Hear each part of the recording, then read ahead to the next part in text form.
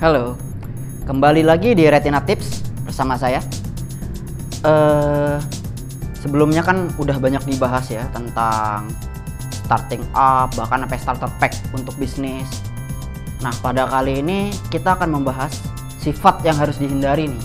Kalau teman-teman mungkin berencana ingin membuat bisnis atau bahkan sekarang lagi awal-awal nih ngebikin bisnis. Sifat ini tuh harus dihindari karena kalian tuh beda. Sekarang posisinya sudah menjadi business owner atau pemilik bisnis. Jadi sifat ini benar-benar harus dihindari. Sifat apa sih? Yaitu mental karyawan.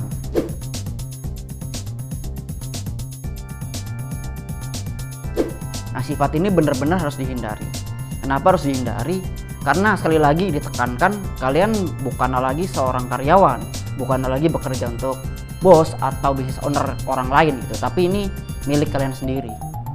Karena banyak hal yang akan sangat berbeda dibandingkan jika kalian masih menjadi karyawan atau bekerja untuk orang lain. Apa saja sih hal tersebut dan bagaimana tips-tipsnya? Mari kita bahas. Yang pertama itu adalah waktu. Nah, kenapa sih waktu? Begini, jika kalian masih bermental karyawan, kalian kan ada jam kerja yang jelas ya.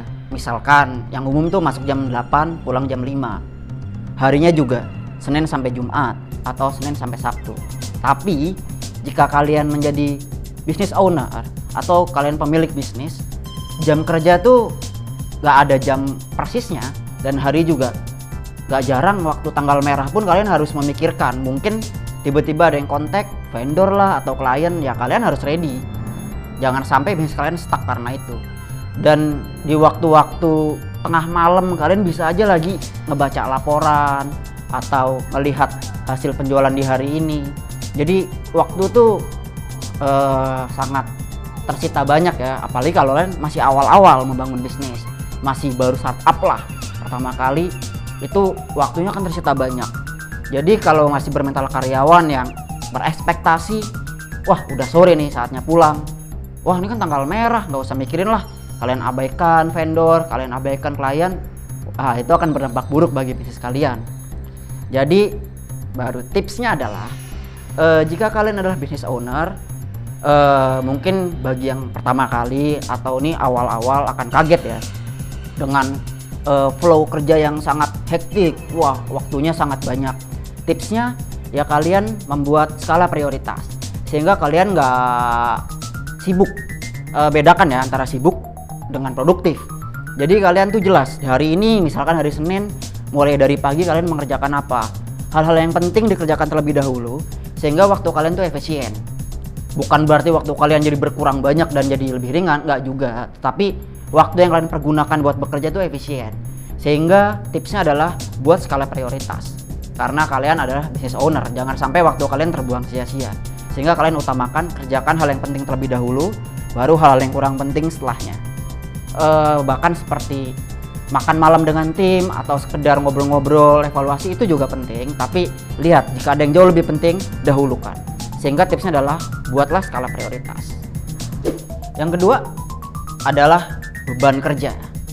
Nah, beban kerja ini tentunya akan berbeda jika kalian seorang karyawan dibandingkan dengan business owner. Karena jika kalian seorang karyawan, misalkan saja di bagian sales atau marketing, kalian hanya fokus di bidang kalian itu saja. Kalian tuh nggak perlu mikirin produksinya gimana nanti, quality controlnya kayak gimana, nanti jika ada potongan diskonnya bagaimana. Itu kalian pokoknya ya udah ngejual. Ya mungkin sedikit bermain dengan harga ya. Tetapi kalian nggak mikirin banyak aspek. Jadi beban kerjanya fokus di penjualan.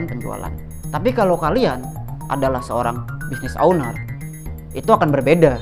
Semua hal harus kalian pikirkan, semua hal harus kalian kerjakan.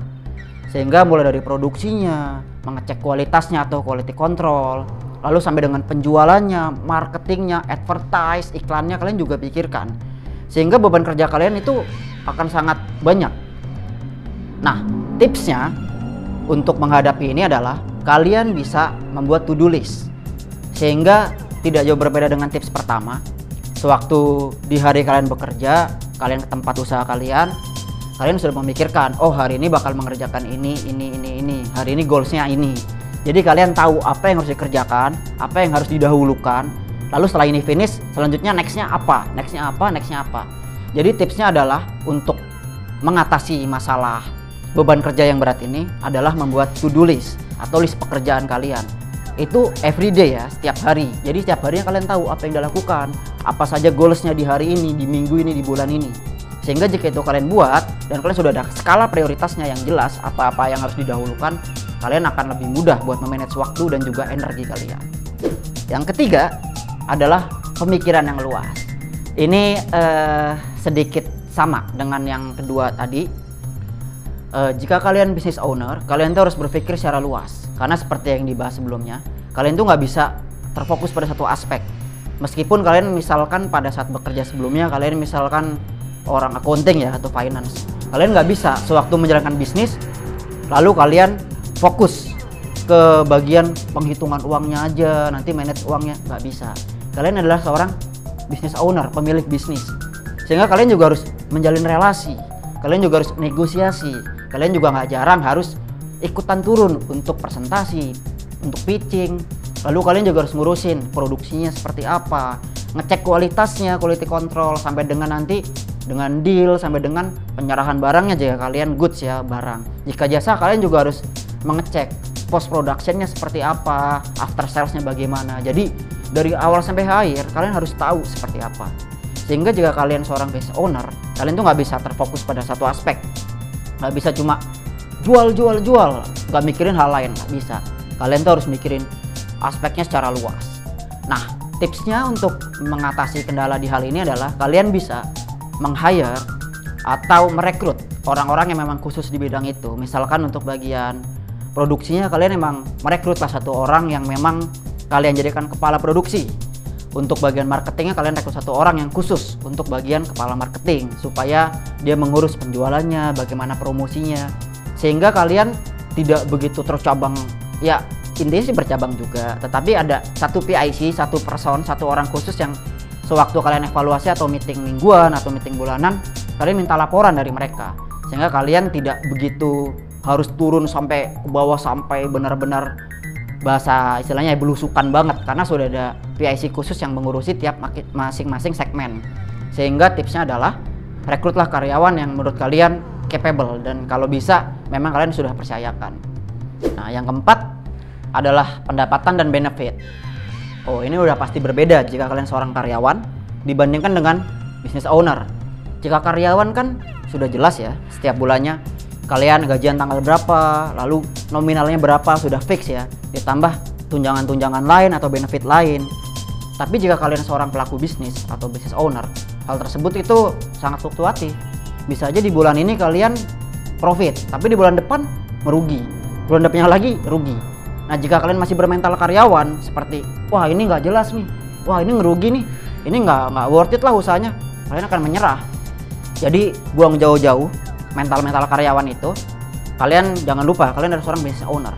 Nah, lalu tipsnya untuk mengatasi benefit dan penghasilan yang sangat fluktuatif gimana sih? Yaitu kalian bisa tentukan mana yang kebutuhan, mana yang keinginan. Kalian sebagai business owner, kalian punya hak untuk membeli peralatan kalian. Jika dirasa ini cuma keinginan seperti coffee maker atau speaker supaya bisa dengar musik selama lagi kerja, ya itu kan hal yang kurang urgen ya. Itu sebuah keinginan. Lebih baik tahan dulu. Utamakan yang kebutuhan. Misalkan printer, kalian butuh nih printer buat nyetak-nyetak invoice lah, buat nyetak-nyetak dokumen. Jadi kalian utamakan kebutuhan. Jika itu sudah bisa kalian kondisikan lah, mana yang kebutuhan, mana yang keinginan, otomatis nanti pelan-pelan kalian juga benefitnya akan terpenuhi, fasilitas akan terpenuhi. Karena kalian akan mendapatkan hal-hal yang memang dibutuhkan oleh perusahaan kalian, oleh bisnis kalian. Sehingga tipsnya kalian bisa buatlah, ya balik sih ke yang pertama, itu skala prioritas, mana aja yang dibutuhin. Cuma nih untuk peralatan dan barang ya, mana yang dibutuhin, mana yang emang cuma keinginan, mana yang cuma komplementer atau cuma tersier. Jadi kalian bisa lakukan hal tersebut untuk menekan pengeluaran, sehingga pendapatan kalian bisa lebih terjaga lah, nggak terbuang sia-sia. Namun jika sudah bisa berjalan dengan baik, sudah stabil keuangan, yaitu sebenarnya nantilah ada step selanjutnya di mana sudah stabil pemasukan, pendapatannya juga sudah tertata dengan rapi. Tapi ini kan untuk yang awal-awal ya kita membahasnya. Demikianlah Retina Tips pada kesempatan kali ini tentang mental karyawan yang jangan sampai tetap tertanam di diri kalian jika kalian menjadi business owner. Jika kalian senang, jika kalian merasa ini bermanfaat, tolong di like, komen, dan juga share. Dan jangan lupa bagi teman-teman yang subscribe, di subs dan nyalakan loncengnya, sehingga jika ada video terbaru dari Retena Production Jakarta, teman-teman akan dapat notifnya pertama kali dan langsung. Jadi jangan lupa untuk di subs, lalu juga di like, share, dan komen. Oke.